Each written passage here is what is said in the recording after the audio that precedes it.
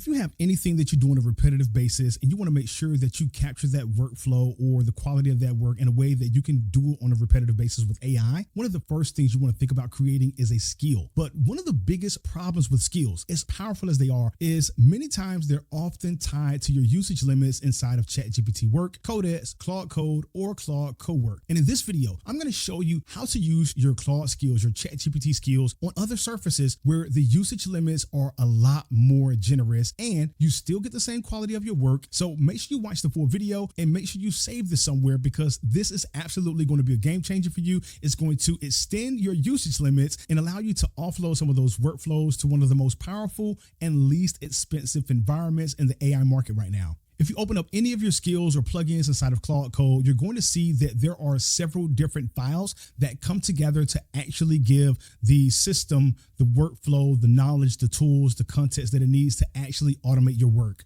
This is my Notebook Architect, and inside of it, there are three different skills. There's the Architect, the Research Notebook Builder, and the Workspace Notebook Builder. Each of these are individual skills, and depending on which one we click on, we can see that there is a various number of files. The Research Notebook Builder has 23 files included. And if we click this drop-down menu right here, we can see those various files. Right here, we have reference files, we have engines for research, and all types of items inside of there just bundled together in an organized fashion that allows the system to work with this. And so we're often faced with a dilemma when it comes to repurposing these skills elsewhere, but there is a very simple solution, because I was already doing this before the skills standard was created. And now I'm going to share the same method with you so that you can take all of your skills and compile them into sources that you can use on other surfaces. Now, the biggest problem is that with platforms like ChatGPT, you can absolutely upload files to the conversation,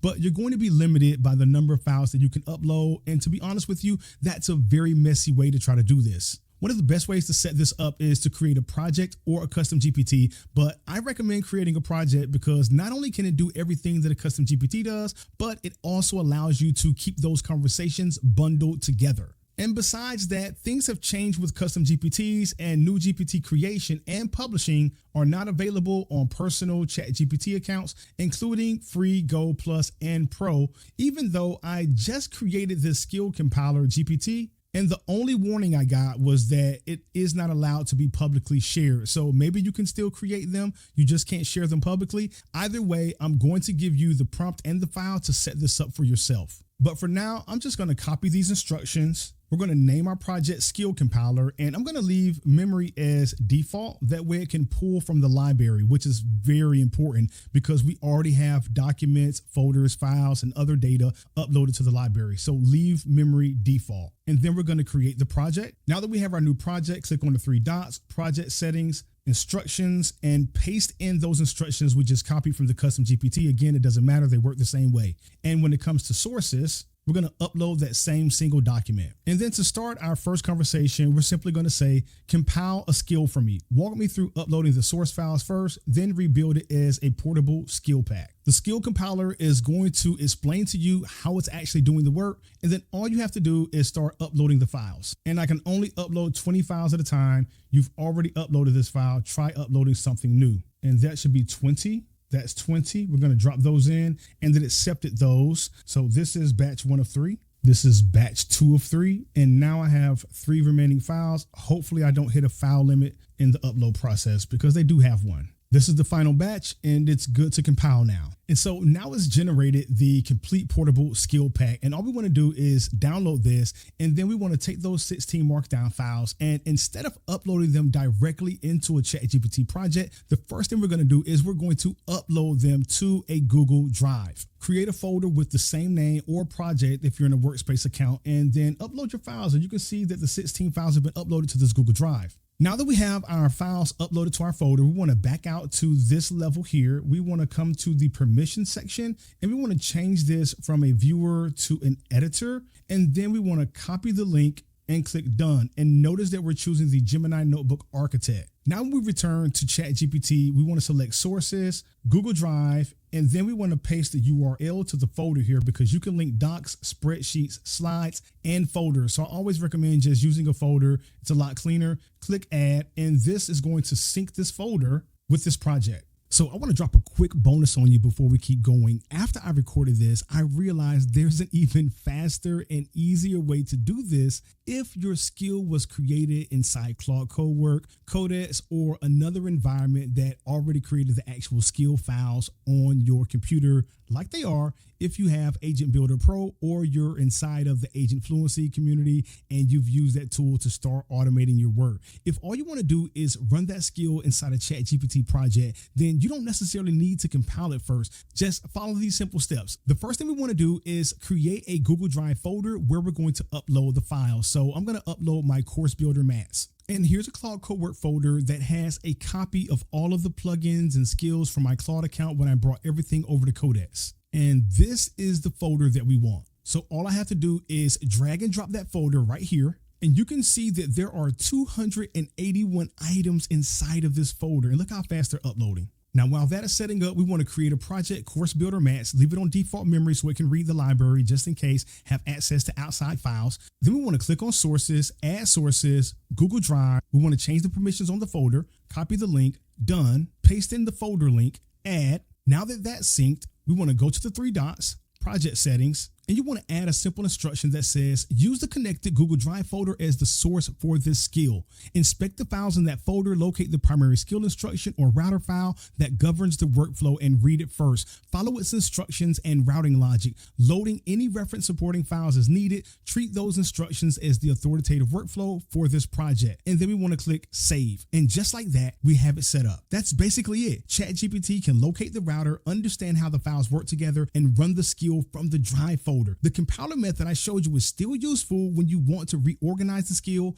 package it differently, or bring those files natively into a ChatGPT project instead of leaving Google Drive as the source. But that's not even the best part about it. Let's say that I have this course builder mats source uploaded from Google Drive. I can add another Google Drive source that's going to function as the content so that now Course Builder Mats can build out an online course for Agent Fluency if I wanted it to. This Google Drive update is overpowered. It gives you so much of the power of ChatGPT Work in your regular web ChatGPT interface. And just like that, we have the entire thing built out. And if we ask it to create the visual assets that we're going to need, you can see on the screen what it created right here. This Google Drive update is truly a game changer, and I completely undersold it earlier in the video. Now, let me jump back to the setup we already built and show you that the workflow actually runs.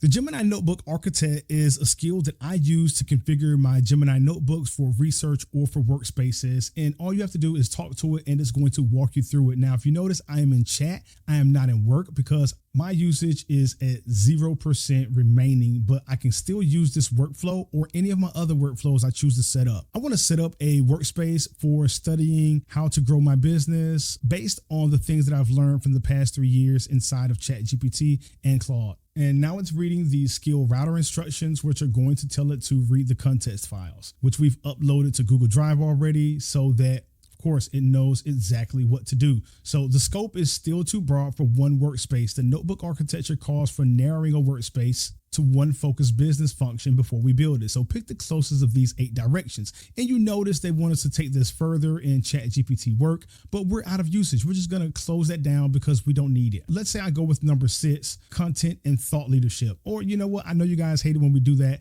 So let's go with 3, marketing strategy. I'm just going to type in 3 and press enter. And I want you to look at how easy it accesses these files inside of Google Drive. And another thing I want you to notice is that I am using high. If I click on advanced, so you can see this is GPT 5.6 Soul on high. This is their flagship model, and I'm using it in a workflow that I use all the time, but doing this inside of ChatGPT Work would burn so much usage. This is one of the main flexes that OpenAI has. Your regular ChatGPT usage, like you see me doing right here, is on a completely separate meter. You can send thousands of messages a week on the $20 plan before you run out of usage. It's not unlimited, but you can send thousands of messages. It's a lot. You have to be a real power user to actually pull that off. And now that that I've answered the questions that it gave me, it's working on generating the files. So what it should give me is a charter. It should give me several different files that I can upload to configure the notebook in a very similar way to how I configured this notebook using the skill compiler. And so now it's creating the AI automation messaging workspace package. And it also gave me very simple setup instructions. So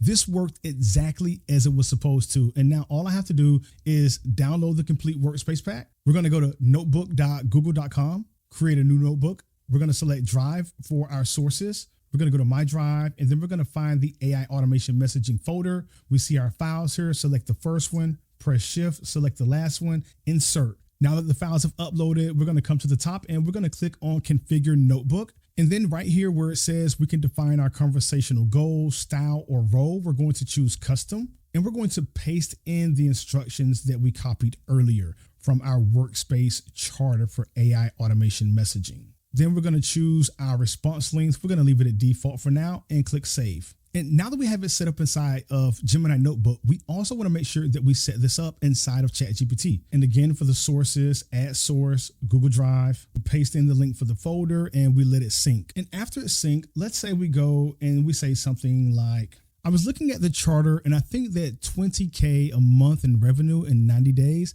is unrealistic using organic content only. Let's lower that to 10K because that's more feasible and that's something we can pull off. And so now it's updating the revenue target in Workspace Charter. So it's actually editing the document, and it actually found that it's duplicated in the README and Workspace router prompt. The original charter had the 90-day North Star at 20K a month. I changed it to 10K a month and made the organic content constraint explicit.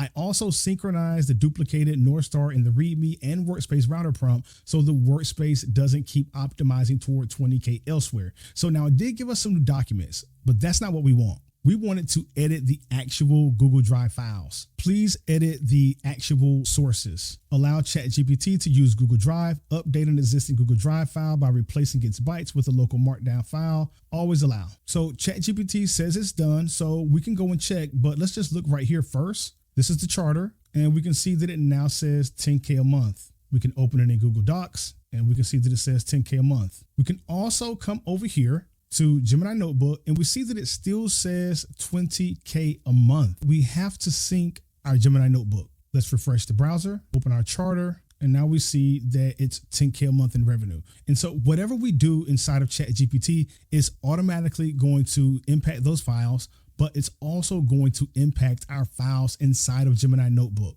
But the main idea I want you to gather from everything that I've showed you is this. It's not about necessarily that you can create a skill. It's about you understanding how to put these workflows together, how to manage these different surfaces in a way that works for you. And if you want a copy of the files so that you can set up your own skill compiler, because I can't share a GPT with you, then just make sure you click the link in the description and I'll email it directly to you. It's just going to be one file and one basic prompt that tells it what to do and how to package everything. And if you want your own personal copy of my Gemini Notebook Configurator, I'll put a link to my website so you can learn more about it. If you got value out of the video, make sure you hit the like button, subscribe to the channel. And as always, take care, have a great day, and I'll see you in the next video.